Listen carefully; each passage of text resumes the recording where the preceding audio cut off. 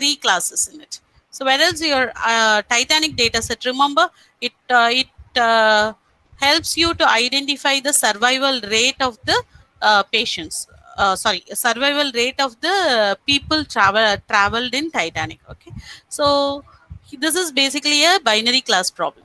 Okay, so these are some of the modules or some of the packages I need. So I'm just installing it in my first cell itself. Always keep it as a best practice. So since you know most of the packages which you will be using in your program, always keep it as a best practice to include all your packages at the top of your code, whether you use Google Colab or whether you use Anaconda's Python package or a generic Python version, whatever may be. Okay, however you are writing your Python code, always keep it as a general practice to uh, keep all your packages or the head. This is almost like the header file, or keep all these information at the top of the code itself. Okay. So what are the modules we are going to include? I'm going to include some pandas because some basic analysis also I'm going to show here, and I require some NumPy array, NumPy package, and then I need to split my training data. So I'm calling the train test split function. Then I require, if you want to do logistic regression, you can call the logistic regression also, or you can call the k neighbors classifier also. Okay, so I'm going to find out the classification report, and then come up with the confusion matrix and find out the accuracy.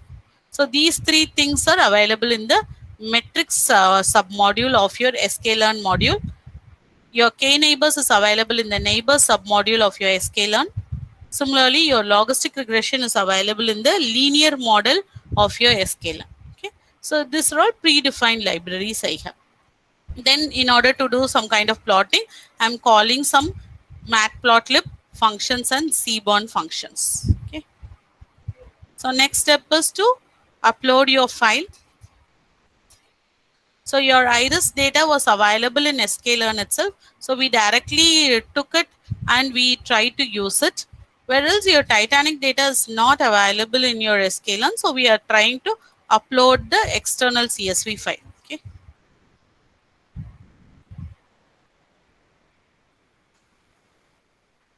so file has been saved.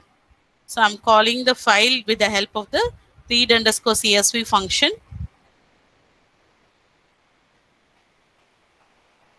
So this we have already seen in your unit 3. So just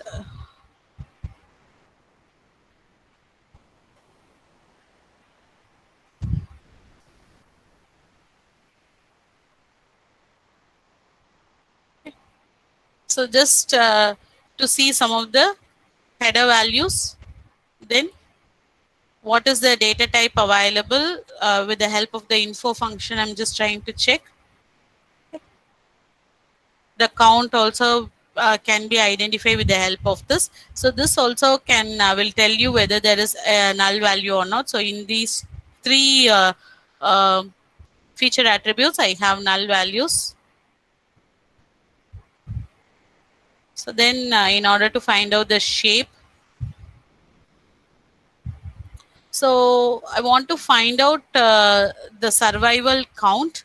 Okay, so I'm grouping the survival count based on size.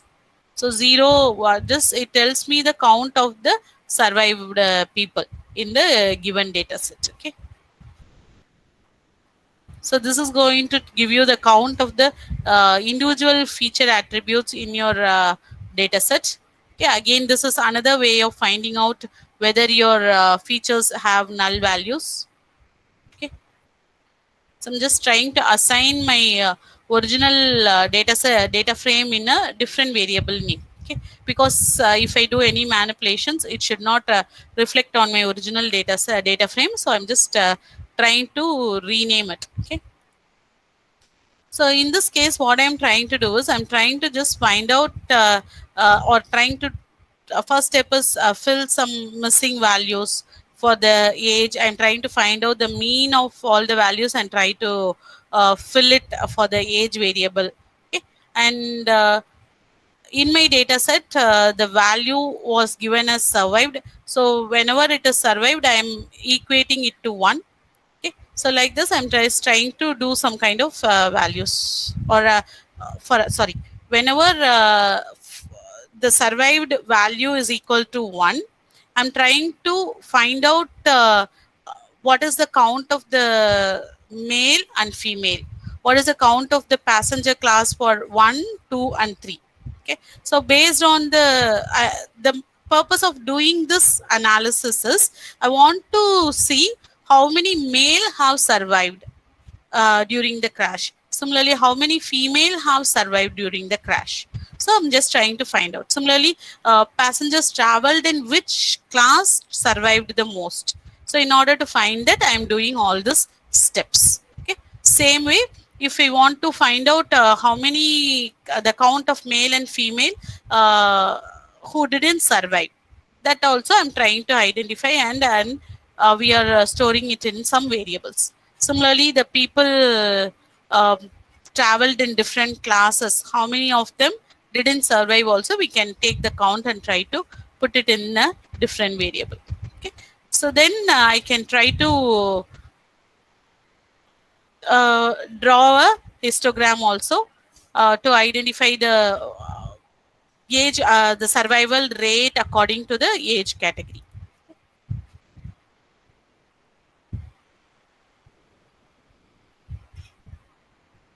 So these calculations we are doing in order to analyze my data. Okay, analyze the data. So with the help of this survival based on sex and survival based on class, we can draw some bar charts. Okay. So this can be Titanic survivor plot.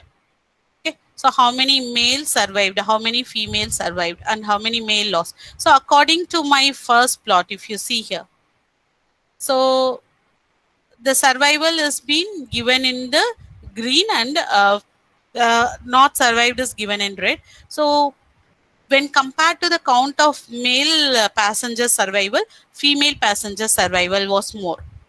So this is one of the analysis or observation I can make out of this graph. Similarly, when I come to the second one, so here you see, according to the class, I am just trying to draw the bar chart. So if you see, the passengers traveled in class 1 were able to survive when compared to passengers traveled in class 2 and class 3. Similarly, passengers traveled in class 3 were able to survive more compared to people traveled in class 2. So upper class people and lower class people were able to make it when compared to the middle class people. So this kind of analysis you can make out of this visualization charts.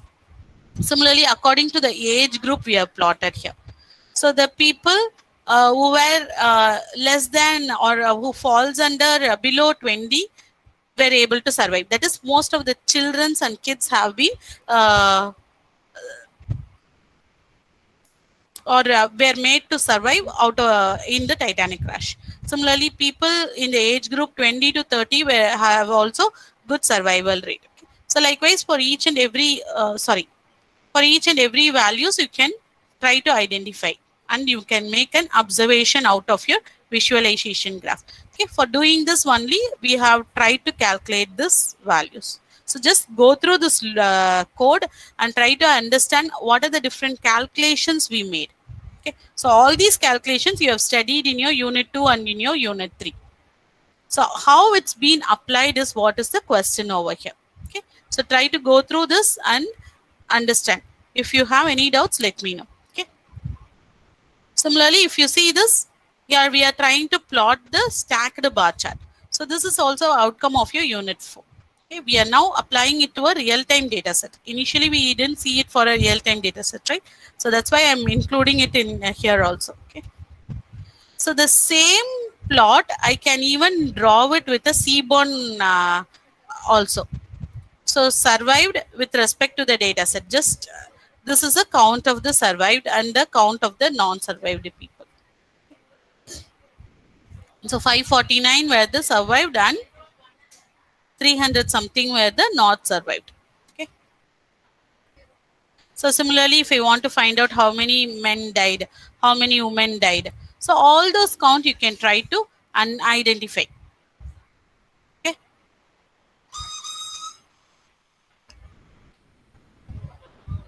So in which age group the survival was more, in which age group the death rate was more, all those things also you can try to find out.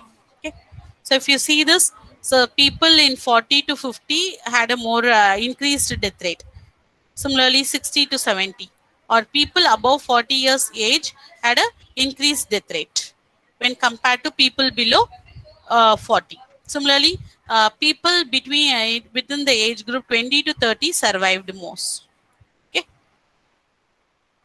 So these are some of the analysis. So finally, taking this by understanding this data, we have come up with a conclusion that age, sex, and P class are the major contributing features.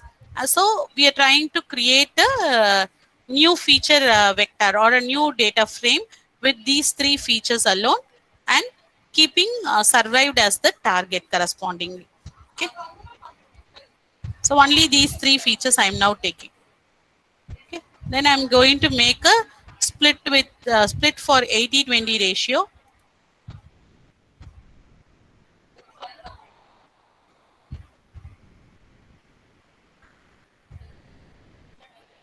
Decided for 5 first. Okay. Once you split your data, you can give it to the classifier. So define your classifier and fit your data for your classifier.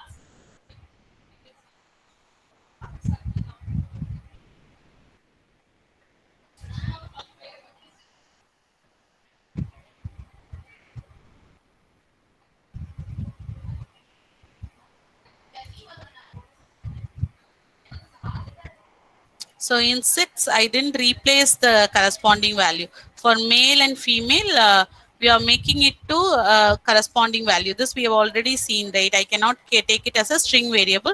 I'm going to convert it to a categorical or a numeric variable. Okay. So since I didn't make the conversion initially, it threw an error. Okay. So I just reloaded the data, trying to split again. Now I will give it to the classifier. So if you read the error message itself, you will understand where exactly you made the mistake. You can go to that place and you can try to rectify it. So my classifier has been trained for my data.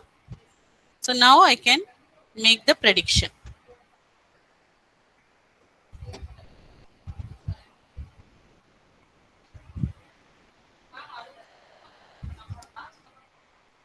So according to the classifier, with the help of the classifier, for your test data, the classification has been made. Okay, the survived and the not survived values have been calculated.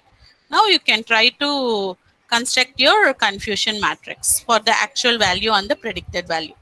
See, if you see here, so out of your nearly 110, see, we had 110 plus 69, 179 testing data. So we were able to correctly classify 99 plus 33 is 120, 132 data correctly.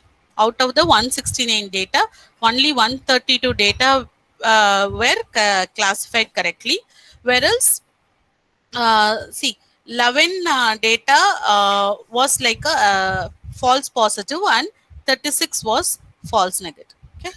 So if you see the accuracy, definitely it will be less. Okay. So the reason, see, I'm getting